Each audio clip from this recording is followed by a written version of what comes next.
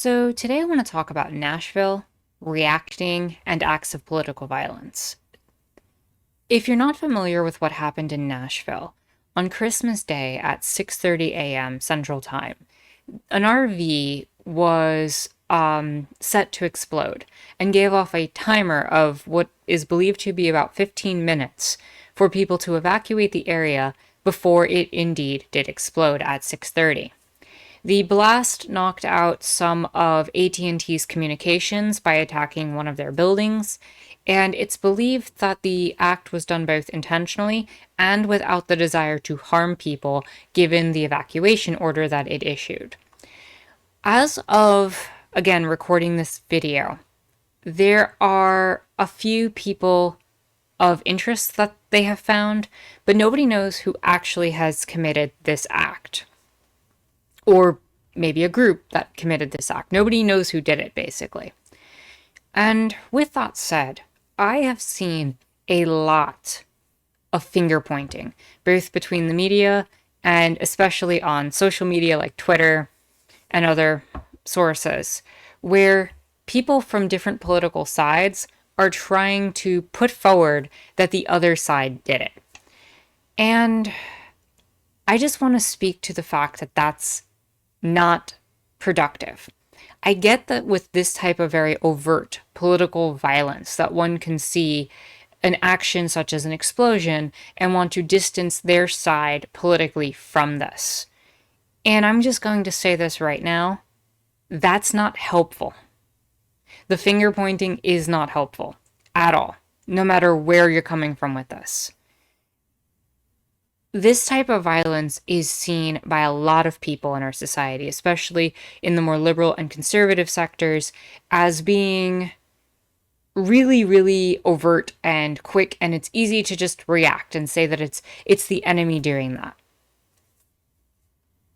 But I need to point out that political violence comes in a lot of different forms.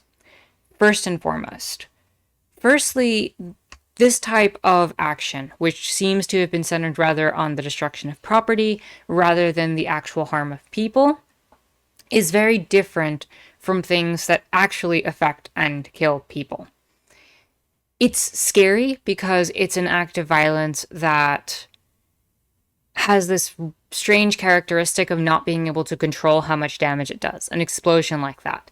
But we also see acts of political violence that are much more subtle in our society, such as denying people access to pay for food, pay for medicine, or, much more what's considered mundane and accepted forms of political violence, such as state-influenced violence, whether it be an execution or the police shooting someone in the middle of the street, or an eviction. So political violence happens in all sorts of forms, from the most subtle to the more mundane accepted state violence to something like an explosion, which can be very jarring and very difficult to manage and accept. And so, coming from it in that particular case, people in these situations have a tendency to start seeking the intent behind it and how scary the intent might be, as it positions itself with the rival political organization rather than trying to get to the root cause of things. And so when we start doing that and we investigate things like this from the end result of intent rather than striving to run through an investigation and figure out who did it and then figuring out motive, we end up trying to put forward a form of confirmation bias. This is not your average puzzle or your, logic situation where you can try to figure out from the end result how to get back to the beginning of the maze. Oftentimes, by putting ourselves at the end and searching for intent, we point our fingers in the wrong direction rather than trying to seek out what happened. And that type of reaction is something that needs to be put to the side and stop. We need to start responding to situations like this rather than reacting. And I'm speaking to that as issues in general rather than just this specific case, but I think this case outlines a general position that we should be aiming and striving for in general. So I also want to be clear on this. I am not trying to center myself in this situation. I'm very much an anarchist. I'm on the left. I have my own set of political ideology and how I see certain acts, that whether or not they're violent or not. And I'm coming into this reality based on all of that, right? Like, I already have my position coming forward. But what I'm trying to do with this is ask that people ground themselves. Not center, but ground. And I think that's a key difference. Centering the position tends to speak to, well, the left and the right, they all have their own ideologies and they're all just finger pointing. No, grounding ourselves in this situation argues that we need to look at the facts and logic that are there, the information that's available, and try to extrapolate the truth from it, rather than pointing to the end result we want to see and then coming back to the beginning.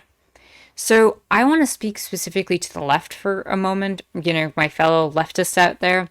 If you're someone who's trying to finger point why they attacked a communication building and try to push some sort of position with that, stop it for a little bit. Stop trying to figure out what it is.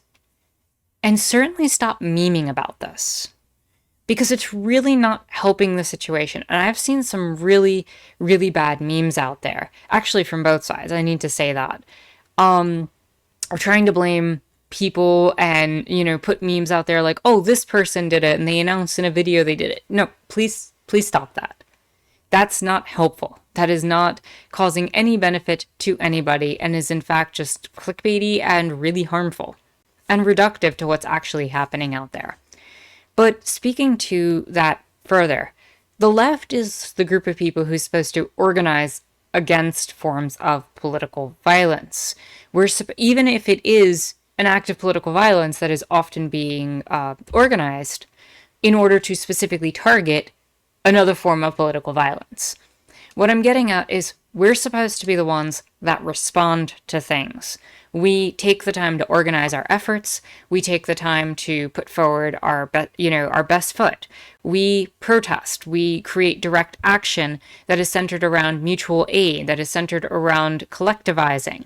We don't want random acts of violence. That is not a good thing. And I also need to point out to those that might be on the right, the people on the left are not going to see the destruction of property as political violence. I personally don't see it as such. The position that a person is harming something that is a building or a structure or whatever can cause a lot of harm. But it is not in itself the destruction and loss of human life. And oftentimes a lot of people do feel that the only way to be heard is in order to be heard in this way, is to commit this act because they've been silenced in all other ways, shapes, or forms. And if you're someone on the right coming across this video, I am actually pleading with you to stop reacting as well.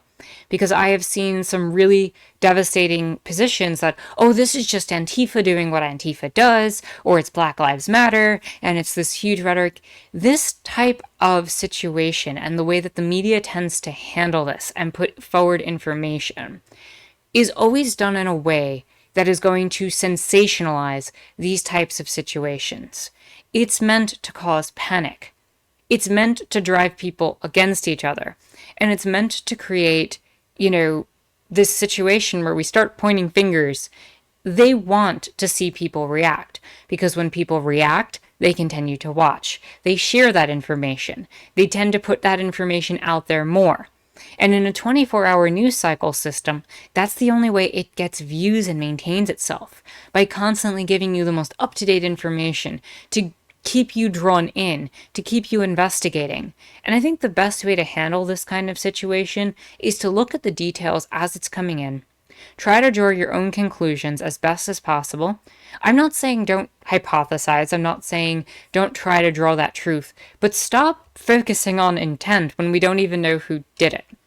We need to understand the person, the motives behind that, and extrapolate the investigation in order to figure out what's going on. And this doesn't just apply to this particular situation. It applies to all situations of a similar nature.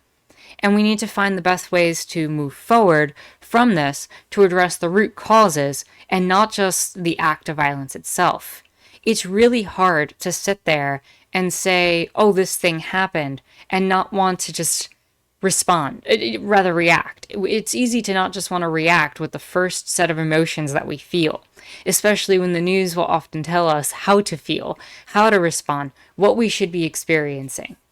Instead, I think it's much more beneficial to take the time, let it go to the side, live your life for the moment. Let the people who do the investigating do the investigating. If you're someone who's near and on the ground and you want to take up the investigation and pull up all the information and resources from data that's available maybe outside of the police and FBI investigations, do so. Put that information out there. Pull those resources together, and then we can conclude something.